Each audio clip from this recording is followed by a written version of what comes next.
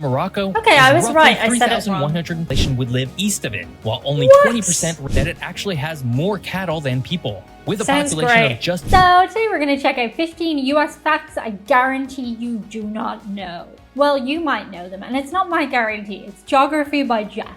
From what I've seen, he tends to stick to the facts of things. When it comes to reacting to videos, those are the ones I tend to like to react to. If I want to form an opinion, I'll form one myself and make my own video. So I am curious to see how many of these facts I know today, and be honest with me in the comments, were there any that caught you out? Oh, who am I? If you've never seen me before in your life, I'm Diane. I'm an Irish girl from Ireland. I like to visit America and check out your stuff and things, your foods, your culture, your customs, and your music. Do be sure to check out Geoff's channel. The link is in the description box below. He puts a lot of work into these videos, and we respect that. I guarantee you don't know just how weird and fascinating US geography is. If you want to wow your friends and acquaintances at the next party you go to, here are 15 incredible facts you need to know about geography of the United States. And let's start with the state that's both the easternmost and westernmost state in the US. Westernmost. Maine? No, it's the other side. I'm gonna stop guessing. Talking about Alaska. This fascinating geographic quirk comes from the fact that the Aleutian Islands, a very long chain of volcanic islands extending from Alaska into the Pacific Ocean, crosses the 180th meridian, the imaginary line that separates the western and eastern hemispheres. Because some of the islands lie west of this line, Alaska is both in the western and eastern hemispheres, making it technically the easternmost US state. This is an odd distinction, as we typically associate the easternmost points of the US with places like Maine, but geographically, Alaska holds the title for both. Since we're already talking about the eastern seaboard, which state do you think is closest to Africa? It might seem surprising, but Maine is geographically closer to Africa than Florida. Specifically, the distance from Quoddy Head, Maine, the easternmost point of the United States, to Elbaduza, Morocco, okay, I was right. I said it wrong. 3,154 miles. In contrast, the distance from Miami, Florida to the same point in Morocco is about 4,025 miles, making Maine closer by about 800 miles. This surprising fact is due to the curvature of the Earth and the positioning of the continents. While Florida sits much farther south and is closer to the equator, which runs through the heart of Africa, Maine's location is much farther east, and Africa extends much farther north than many people realize. This geographic quirk highlights the often unexpected results of global geography, where straight lines on maps don't always tell the full story due to Earth's spherical shape. It's a fascinating reminder of how the Earth's geometry can make certain locations appear closer than we might expect based purely on latitude. The population distribution of the United States is strikingly uneven. If we were to draw a line just west of San Antonio, Texas, about 80% of the country's population would live east of it, while only 20% resides to the west. This divide reflects both historical patterns and geographic factors. The western side of the country includes major urban centers like New York, Chicago, and Washington, D.C., areas that have been developed and densely populated since the colonial era. In contrast, the western U.S., despite containing large cities like Los Angeles and San Francisco, is more sparsely populated, largely due to vast stretches of desert, mountains, and wilderness. The West's harsh and rugged landscapes, such as the Rocky Mountains and deserts of the Southwest, have historically made large-scale settlement difficult. Even today, much of the land west of San Antonio consists of national parks, forests, and protected areas, contributing to the population imbalance. And one of the best examples of these sparsely populated western states is Wyoming. Wyoming! Okay, I did recently hear about Wyoming that like hardly anybody lives there. And I guess because it's dominated by cattle. Let's find out. Wyoming is, of course, known for its vast open spaces and rugged landscapes. But perhaps most notably, it's known for its extremely low population. In fact, Wyoming's population is so low that it actually has more cattle than people. With a population of just over 580,000, it ranks as the least populous state in the U.S. Meanwhile, the state's agricultural industry is dominated by cattle ranching, with roughly twice as many cows as people. Cattle grazing plays a significant role in the state's economy, with beef being one of Wyoming's key exports. This reflects the broader trend in many Western states where large stretches of land are devoted to ranching and population densities remain very low. Stretching approximately 5,525 miles, the longest international border in the world is between the United States and Canada. This immense boundary runs from the Atlantic Ocean in the east to the Pacific in the west, crossing diverse landscapes such as the Great Lakes, prairies, forests, and mountains. It also includes the border between Alaska and Canada, which alone spans over 1,500 miles. Despite its length, the US-Canada border is known for being relatively peaceful and unfortified, in stark contrast to many other international boundaries. Both countries maintain a healthy relationship, and their shared border facilitates extensive trade and cultural exchange. Additionally, the two countries have various agreements to manage their border, including the Great Lakes St. Lawrence River Basin Sustainable Water Resources Agreement, as well as various partnerships for national parks that straddle the boundary. Speaking of the Great Lakes, Lake Superior, Michigan, Huron, Erie, and Ontario are a global freshwater treasure, holding about 21% of all surface freshwater on Earth. These 5 interconnected lakes contain over 6 quadrillion gallons of water, providing drinking water for over 40 million people in the US and Canada. Formed by retreating glaciers at the end of the last ice age, the Great Lakes span more than 94,000 square miles and are vital to North America's ecology and economy. Together, they support a vast array of fish and wildlife and serve as important trade routes, with shipping channels connecting the heartland of North America to the Atlantic in both the east and south. Today, the Great Lakes water is protected by the Great Lakes Compact, a legally binding interstate agreement between Illinois, Indiana, Michigan, Minnesota, New York, Ohio, Pennsylvania, Wisconsin, and the Canadian provinces of Ontario and Quebec. Now let's take a look at Colorado. This state is known for its rectangular shape, but its real borders are not as straight as they appear on maps. When Colorado was created in 1876, its borders were meant to follow specific lines of latitude and longitude. However, the tools used for surveying in the 19th century were not as precise as modern GPS technology, leading to slight inaccuracies. Over time, as more accurate surveys have been conducted, minor corrections have been made to the state's boundaries. These changes are mostly imperceptible to the average person, but demonstrate how geography and human technology can influence the way we define political borders. The same phenomenon can be found in other states with supposedly straight borders.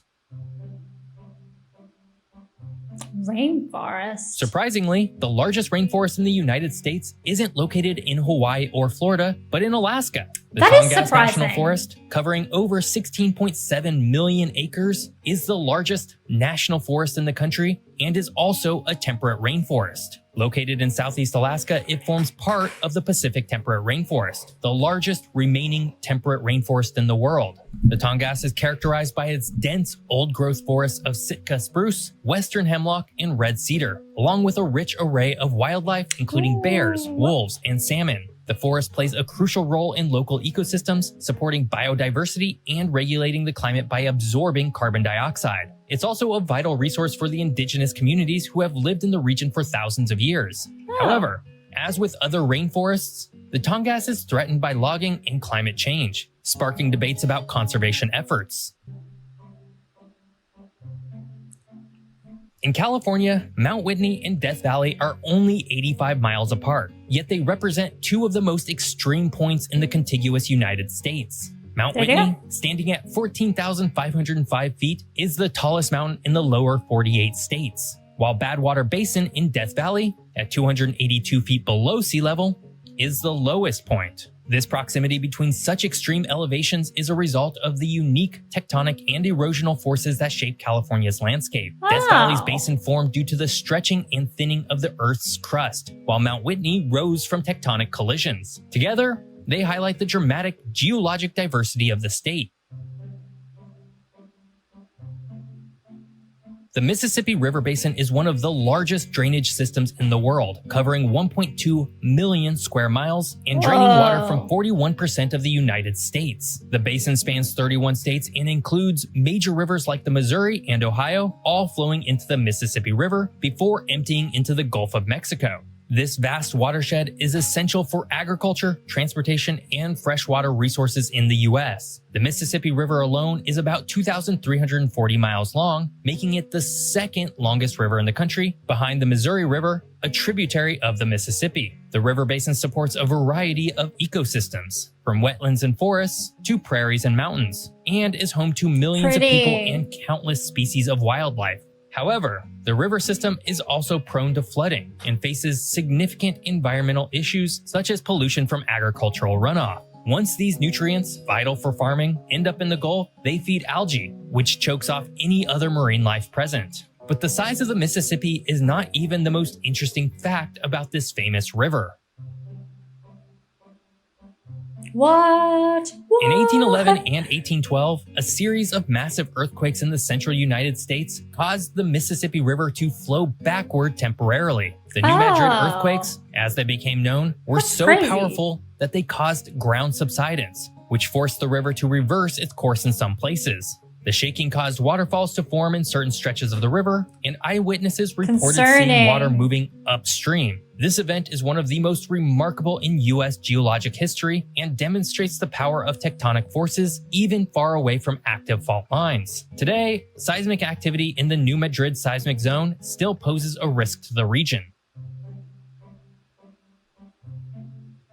What? The Graveyard of the Pacific is a treacherous stretch of coastline along the Pacific Northwest, particularly the waters around the Columbia River Bar, where more than 2,000 ships have met their fate. This notorious area stretches from Oregon's coast to Vancouver Island, British Columbia, and is infamous for its dangerous weather conditions, strong currents, and shifting sandbars. In fact, the Columbia Bar is one of the most hazardous river entrances in the world. Where the powerful Columbia River meets the Pacific Ocean, extreme waves and shifting sand create perilous conditions that have claimed countless ships. This hazardous area has been a threat to ship captains for centuries as stormy weather, dense fog, and sudden changes in water depth frequently cause vessels to run aground, capsize, or collide with hidden obstacles. Efforts to mitigate these dangers have included the construction of lighthouses, jetties, and a highly skilled team of Columbia Bar pilots who help guide ships safely across the bar. Despite these measures, the region's volatile nature continues to make it a dangerous area for navigation, maintaining its reputation as the Graveyard of the Pacific.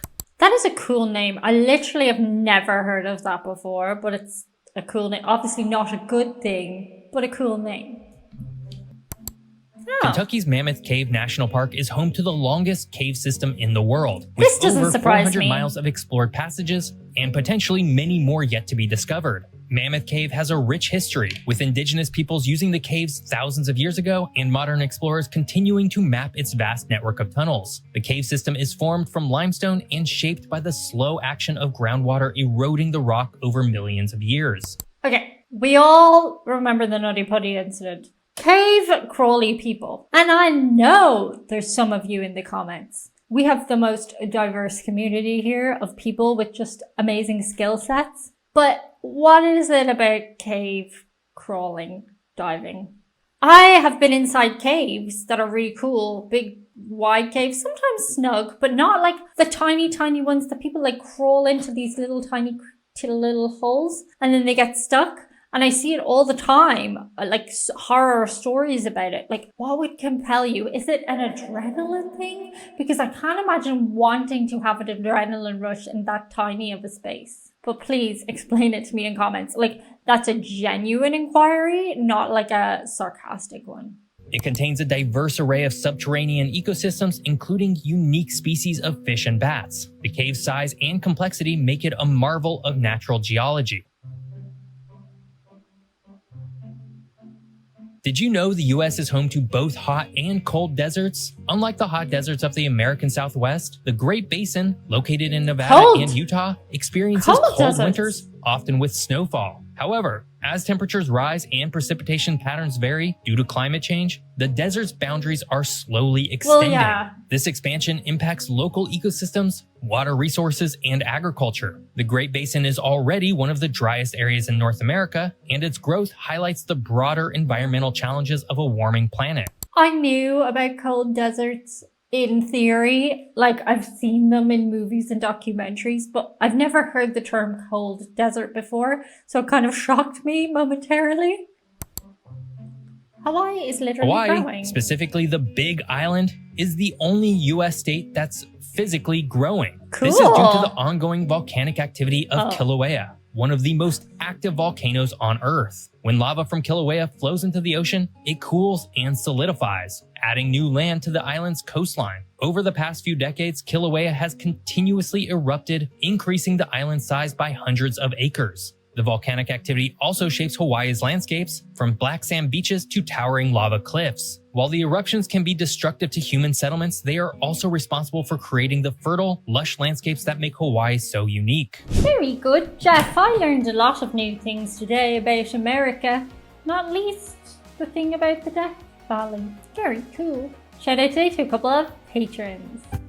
Our first shout out comes from Brian Ediger, who wants to shout out anyone who has to work outside in this crazy weather, from freezing cold to scorching hot. He says, thank you so much for all your hard work and willing to be uncomfortable to help others. Thank you so much, Brian.